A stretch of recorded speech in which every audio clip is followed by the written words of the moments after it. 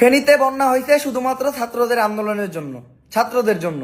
এই কথা যারা বলতেছেন তারা সিলেটের বন্যার সময় কই ছিলেন?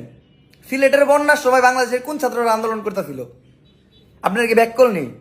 অবশ্য আমি এই কথাগুলো কইতে ঠিক করে যারা ওই সময়টা দীক্ষা অভ্যস্ত, যেই সময়ে অনেক নেতারা চেয়ারম্যানরা বন্যার ত্রাণ মেরে দিত, চাইল তেল এগুলো মেরে দিত, বন্যার তোরা পাইতো না। আর এই সময়ে একটা রিক্সাওয়ালা সারাদিন রিক্সা চালাইয়া উপার্জিত টাকা আইনা বন্যার্থদের সাহায্যের জন্য দিয়ে দিতেছে। বাচ্চারা ওকে খেলনা আইনা দিয়ে দিতেছে বন্যার্থদের সাহায্যের জন্য। যে যেমনি পারতেছে, গরিব নাই বড় লোক নাই, সবাই সবার জমানো অর্থ দিয়ে দিতেছে।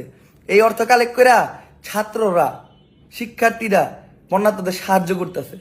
এমনকি শিক্ষার্থীরা সারাদিন পরিশ্রম দিতেছে, নিজেরা অর্থ দিয়ে ত্রাণ দিতেছে। পুরা দেশের মানুষ ওই বন্যার্থদের বাঁচানোর জন্য এক হয়ে গেছে।